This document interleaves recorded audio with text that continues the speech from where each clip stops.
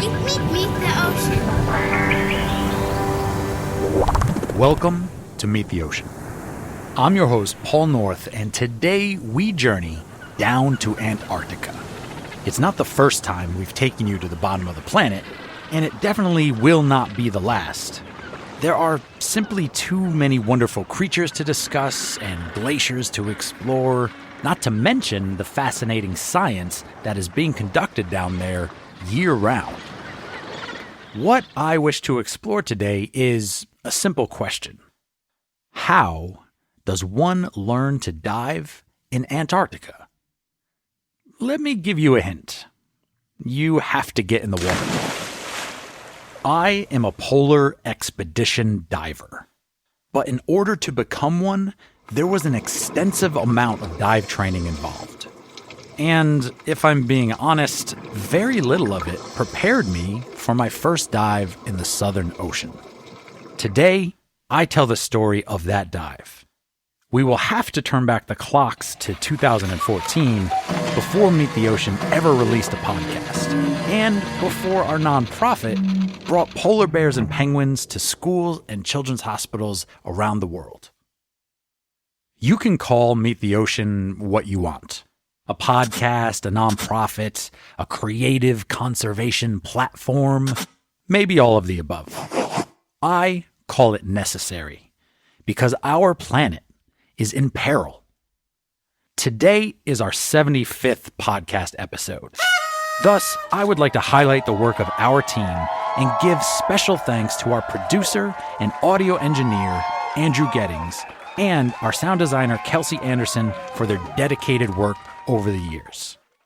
We podcast for the planet and would have never come so far or reached so many without the support of our listeners. The donations, letters of appreciation, and art that has been sent to us allow these stories to continue to unfold. You can always find more podcasts, underwater creatures, and ways to donate to our nonprofit on our website, meettheocean.org. And now, on to our episode.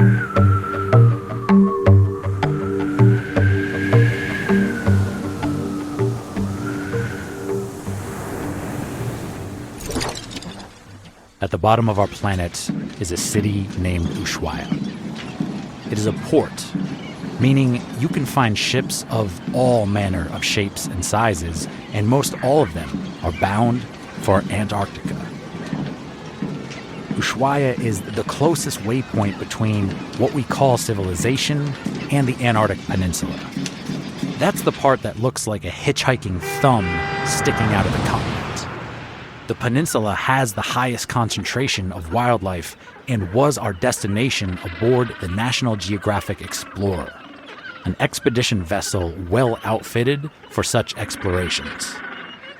At this point in my dive career, I had maybe 1,000 dives under my belt, and most of them happened to be cold water. I learned cold water diving in Norway in January. Because I was there? And if I'm honest with myself, I have a problem saying why not from time to time. I had also spent years diving Alaska in the winter months, so low temperatures were kind of my uncomfortable comfort zone. Or so I thought. Let's keep in mind that we are mammals. Creating our own heat is what separates us from the reptiles. We eat to make heat. But no matter how thick the layer of fat, the design of the dry suit, or the amount of wool undergarments you manage to layer up in, the plan unravels the moment you submerge yourself in the Southern Ocean. It is a cold hello. And before you even begin to descend, the clock is ticking. Temperature is life. And every molecule of water surrounding you is robbing you of it. We own biological warning systems for moments just like this. They tell us when something is too hot, too cold, and that you should retreat from the source of whatever is causing the chaos at all costs. To be clear, After 7 years as a polar diver, these are the thoughts that still go through my head. It's so dark. Why is it so dark? How much air do I have? Where's my buddy? Is that a nudibranch? Is that a nudibranch? Why do I feel like there's a leopard seal behind me? I should have been a lawyer. It's so cold.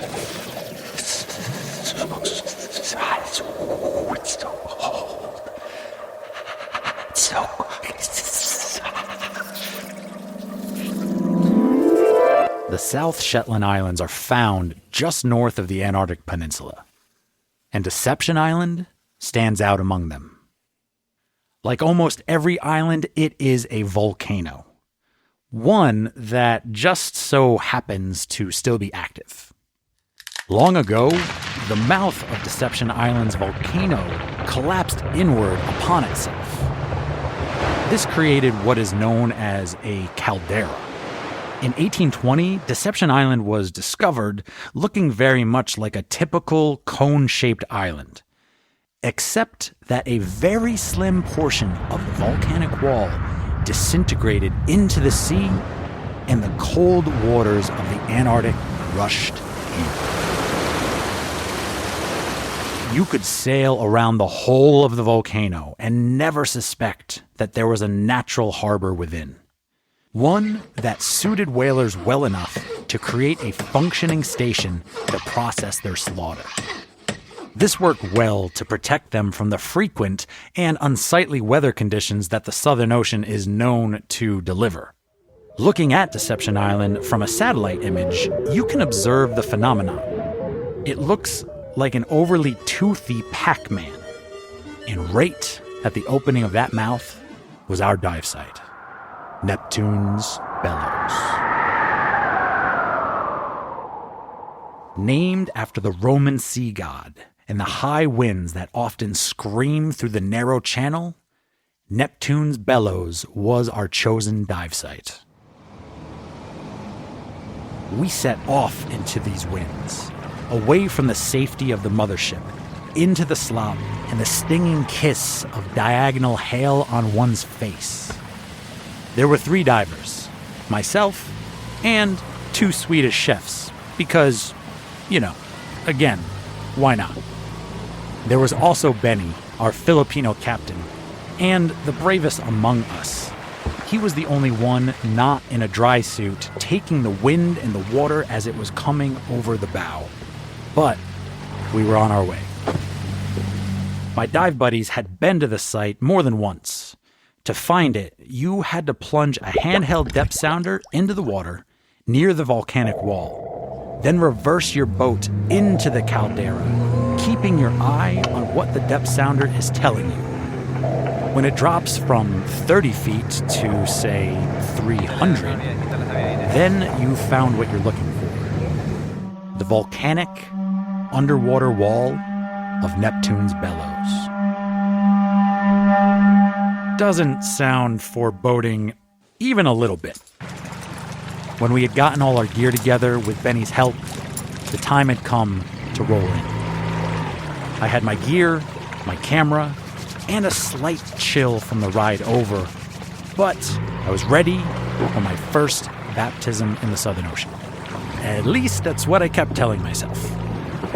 We rolled in, backwards, like you do, and immediately the air left my lungs, likely a result from my skin and courage both contracting simultaneously. I signaled to our driver that I was all right, but was I? How could I judge something like that while I was experiencing it? It was so cold. But the surface conditions were not friendly enough for speculation, so we descended. I have learned that most Southern Ocean dives are like swimming in thin blue milk, like an overexposed photo with a kind of aqua hue. I found this enchanting, even distracting. The surge from the surface was bouncing off the shallows, Half a dozen kelp species were dancing below my fins. Red, green, and greener. Following the shallows to their end, we came to the edge of the abyss, where the wall dropped and the forming shadows swallowed the light. I could see my Swedish dive buddies smiling through their masks because they were preparing to launch. And launch they did, with glee, over the edge, into the growing shadows. And I followed, triple checking my gear on the way down. None of the volcano's charm was lost underwater. Loose, black scree slopes angled down into the depths as dramatically as one might expect. But the abyss was outshined by the many, many creatures inhabiting that volcanic wall.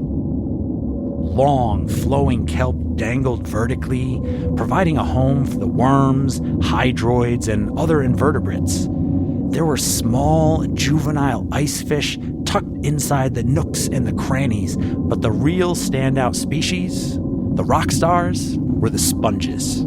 Sponges are one of the oldest things in the ocean, which means they have seen their share of volcanic activity over the years and have learned to benefit from the nutrients that volcanoes put into the water column. At around 50 feet, I couldn't even see the volcano anymore.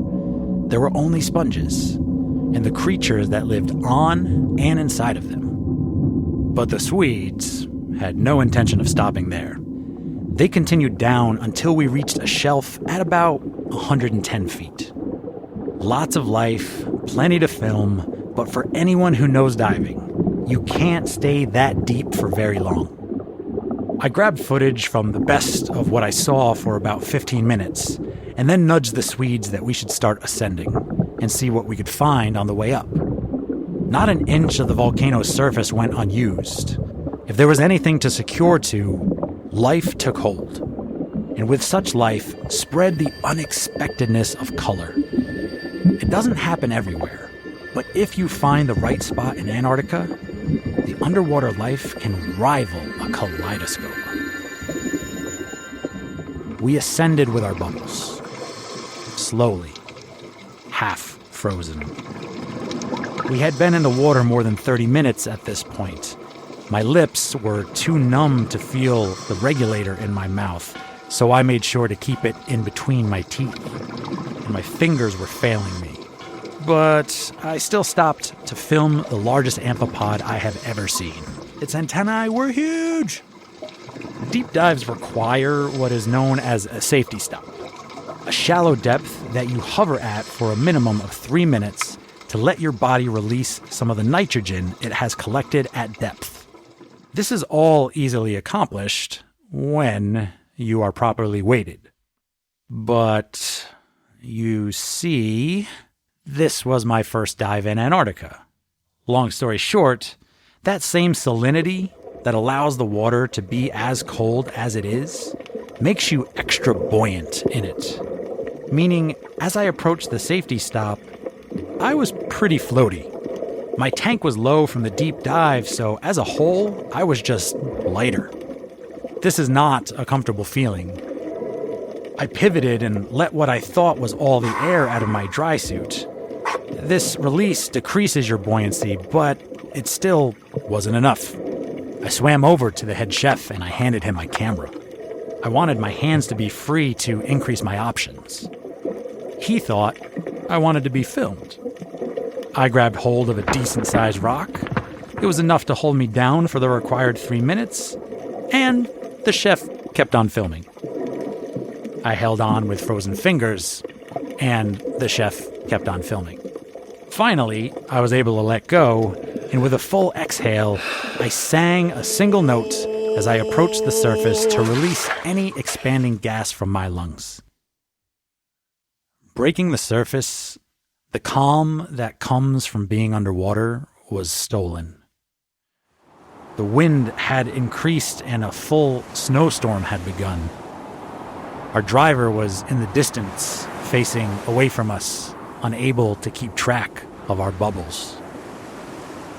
And as I bobbed in the water, waiting for the Swedes to rise, I was surrounded by hundreds of pintado petrels, one of the most beautiful birds that the Southern Ocean offers. There was salt in my mouth and a feeling that I had survived. Long after I had returned to the ship and showered, but not long enough to fully gain back the feeling in my face, I was asked, "How was it? And what did you see?" What I saw were the challenges that polar diving presents and the rewards that it offers the men and women who are stout enough to explore it. And I haven't stopped diving there since.